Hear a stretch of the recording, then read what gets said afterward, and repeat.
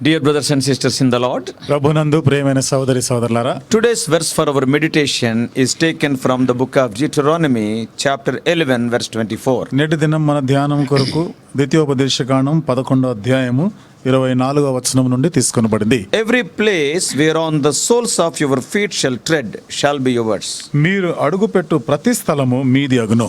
In this chapter, ఈ అధ్యాయంలో Moses is once again telling that all the blessings of the Lord are only for obedient people. మోషే మరొకసారి వాళ్ళ జ్ఞాపకం చేస్తున్న సంగతి ఏమిటంటే, ఎవరైతే విధేయులు ఉంటారో, ఆయన చెప్పిన మాట వింటారో వారికే ఈ ఆశీర్వాదాలన్నీ కూడా వర్తిస్తాయి. If you read verses 22 and 23, 22-23 వచనాలు చదివితే, in response to the obedience of Israel, the Lord promised to give to Israel all of the land they personally traversed. చూడండి, ఇశ్రాయేలీయులు ఆయన చెప్పిన మాట విన్న కారణాన్ని బట్టి దానికి స్పందిస్తూ వారు ప్రయాణం చేస్తున్నటువంటి ఆ ప్రాంతాలన్నీ కూడా ఇస్తాను అని వాగ్దానం And to చేశారు. the extent of the boundaries that he had given. అంతేకాకుండా వారికి విస్తరించబడిన సరిహద్దులను కూడా ఆయన ఇచ్చారు. And the same promise was repeated in Joshua chapter 1 verses 3 to 5. ఇదే వాగ్దానం యెహోషువ గ్రంథం 1వ అధ్యాయం 3 నుండి 5 వచనాల్లో మరలా ప్రస్తావించబడ్డాయి. Had Israel obeyed God faithfully, her boundaries would have been enlarged to fulfill the promise to Abraham in Genesis 15:18. ఇశ్రాయేలీయులు దేవుని ఎడల నమ్మకస్తులుగా ఉండినట్లయి ఉంటే దేవుడు ఆదికాండం 15వ అధ్యాయంలో అబ్రాహాముతో చేసినటువంటి ఆ వాగ్దానాలన్నీ కూడా వారి జీవితంలో నెరవేర్చబడేవి. But because of Israel's disobedience, అయితే ఇశ్రాయేలీయుల యొక్క అవిధేయతను బట్టి the complete promise of the whole land still remains. చూడండి, దేవుడు వారికి చేసిన సంపూర్ణ వాగ్దానంలో వారు స్వతంత్రించుకోవాల్సిన భాగం ఇంకా ఎంతో మిగిలే ఉంది. It is only going to be fulfilled during the future kingdom of Messiah. ఇది రాబో దినాల్లో భవిష్యత్తులో మెస్సయ్య పరిపాలనలోనే అది నెరవేర్చబడనే ఉంది. That is what we read in the book of Ezekiel chapter 36. ఆ మాటలే యెహెజ్కేలు గ్రంథం 36వ అధ్యాయంలో మనం You చదవచ్చు. can read from verses 8 to 36 later. 8 నుండి 36 వచనాలు మీరు తర్వాత చదవండి. Therefore, we have to understand that these promises are conditional. కాబట్టి మనం ఇక్కడ అర్థం చేసుకోవాలి, ఈ వాగ్దానాలన్నీ కూడా షరతులతో కూడినవి. So in this portion and from many other portions, we clearly understand that obedience is the most important virtue a believer must have. ఈ భాగంలో నుండి ఇంకా ఇతర భాగాల్లో నుండి కూడా మనం గ్రహించేటువంటిది, చూడండి, ఒక విశ్వాసి యొక్క జీవితంలో మనము ఈ వాగ్దానాలు స్వతంత్రించుకోవాలంటే విధేయత, లోబడుట అనేది ఒక సుగుణం లాంటిది. Then only we can enjoy the fullness of God. అప్పుడు మాత్రమే దేవుని యొక్క సంపూర్ణతని మనము అనుభవించగలం. God expects full obedience. దేవుడు సంపూర్ణమైన విధేయతని కోరుతున్నాడు.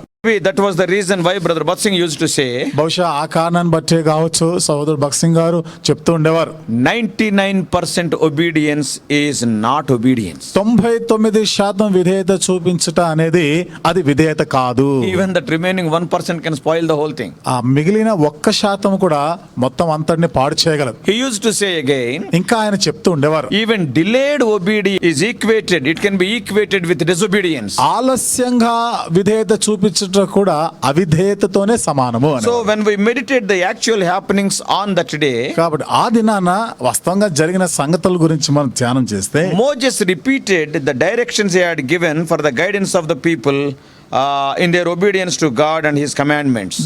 ఇశ్రాయేల్ ప్రజలు దేవుని యొక్క మాటకి, దేవుని ఆజ్ఞలకు వారు లోబడి విధేయత చూపించినట్లయితే వారు వెళ్ళవలసినటువంటి మార్గం ఏమిటిదో చూపిస్తానన్నాడు. In the area of obedience, చూడండి, విధేయత అనే విషయానికి వస్తే Moses was reiterating, telling time and again, మోషే పదే దాన్ని ప్రస్తావిస్తున్నాడు. he is telling 3 important guiding principles. ఇక్కడ 3 ప్రాముఖ్యమైనటువంటి వాళ్ళని నడిపించే నియమాలను గురించి చెప్తున్నాడు. Firstly, మొదటిది, let your hearts be filled with the word of God.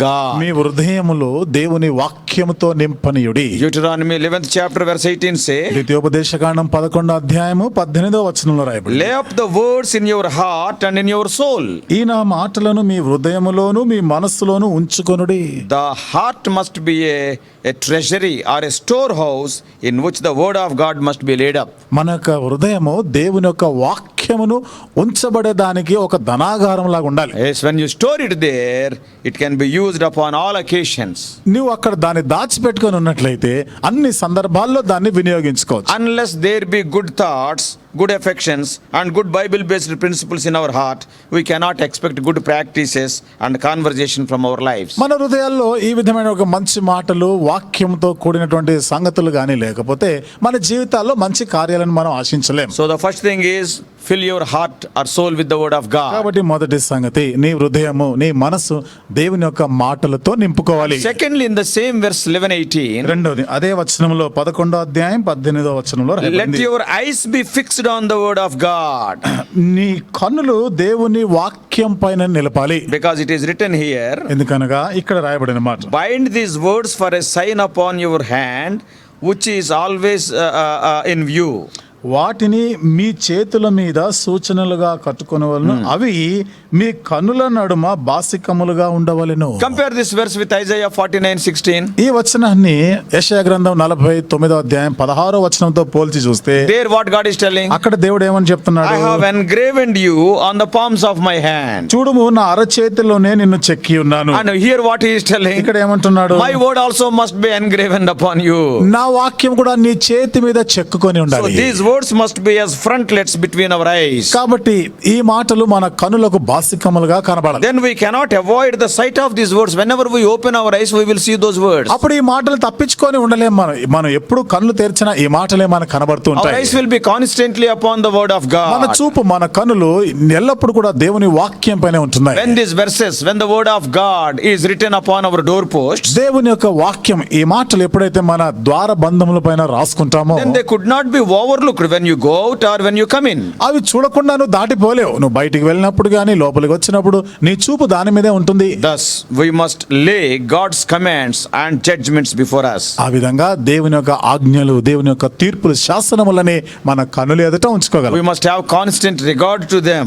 మనం ఎల్లప్పుడు కూడా దాని గురించిన గమనిక పట్టింపు కలిగి The ఉండాలి. word of God must be the guide in our way. దేవుని యొక్క వాక్యమే మన మార్గంలో మనల్ని నడిపించేదిగా They ఉండాలి. must be the rule for all our doings. మనం చేసే వాటన్నిటి కూడా దేవుని వాక్యం ఒక నియమంగా ఉండాలి. So that is the second thing. ఇది రెండవ సంగతి. What he is telling as the third thing in verse 19, 19వ వచనంలో మూడవ సంగతిగా ఏమంటున్నాడు, let our tongues be employed. మనము మాట్లాడేటప్పుడు కూడా దేవుని మాటలు మాట్లాడేగా ఉండాలి. What does it mean? అనగా అర్థం ఏమిటి? Let the word of God be the subject of our discourses and discussions. చూడండి, మనం చేయబోయే వాటిలో, మన చర్చల్లో అన్నిటిలో కూడా మనము దేవుని యొక్క మాటల్ని మనం ఉపయోగించాలి. Wherever we are, especially when we are talking to our children, మనం ఎక్కడున్నా కానీ ప్రత్యేకించి మన పిల్లలతో మాట్లాడేటప్పుడు we must teach our children about the acceptable service unto the Lord based on the word of God. దేవునికి అంగీకారమైనటువంటి సేవ, దేవుని వాక్యం పైన ఆధారపడినటువంటిది, అది పిల్లలకు నేర్పించాలి. As long as we live in this world, ఈ లోకములో మనం జీవించినంత కాలం this one thing of doing things according to the word of God is very needful for us and for our children. దేవుని వాక్యానుసారముగా మనం జరిగించడం మనకి, మన పిల్లలకి ఎంతైనా అవసరమైనది. Great care and pains must be taken to acquaint our children to the word of God. మన పిల్లలకి దేవుని వాక్యముతో వారికి ఒక అలవాటు అయిపోవాలంటే మనము ఎంతో జాగ్రత్త తీసుకోవాలి, ఎంతో నొప్పితో కూడినటువంటి కష్టపడాలి. Talk about the wondrous things of the law with them always. దేవుని ధర్మశాస్త్రంలో ఉన్నటువంటి ఆశ్చర్యమైన సంగతుల గురించి ఎల్లప్పుడూ పిల్లలతో మాట్లాడుతుండాలి. This is more than good education. ఇది ఒక మంచి విద్య కన్నా కూడా ఎంతో ఎక్కువ.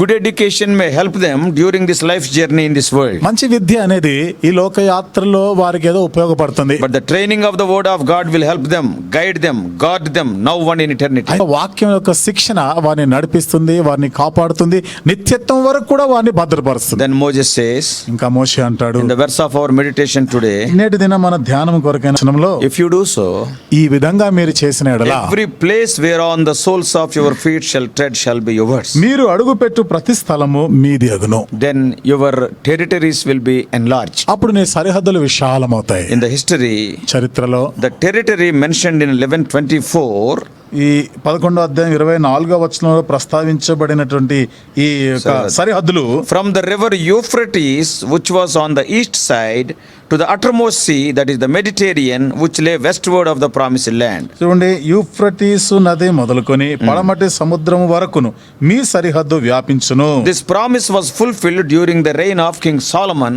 as it is written in 2 Chronicles 9:26. ఈ వాగ్దానం 2వ దినవృత్తాంతము గ్రంథము 9వ అధ్యాయం 26వ వచనంలో సొలొమోను రాజు పరిపాలన కాలంలో నెరవేర్చబడింది. And there it is written, అక్కడ రాయబడిన మాట 2 Chronicles 9:26. 2వ దినవృత్తాంతముల గ్రంథం 9వ అధ్యాయము 26వ వచనం. He reigned over all the kings from the river Euphrates even to the land of the Philistines unto the border of Egypt. 2వ దినవృత్తాంతము 9:26. 9వ అధ్యాయము 26వ వచనంలో ఈ మాట మనం చదవచ్చు. 2 Chronicles 9:26.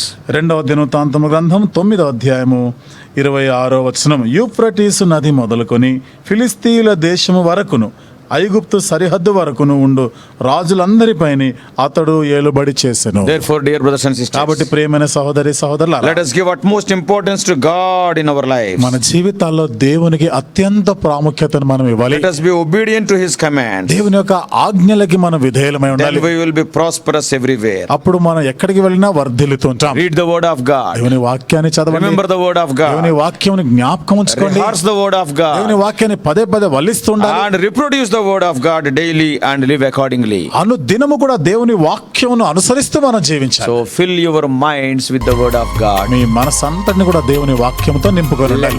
Let your eyes look at the word of God. నీ కన్నులు ఎప్పుడు దేవుని మాటల పైన దేవుని వాక్యం చూసేవిగా Let ఉండాలి. your mouth speak about the word of నీ God. నోరు కూడా దేవుని వాక్యం గురించి మాట్లాడాలి. May God help you. దేవుడు మీకు సహాయం చేయను గాక.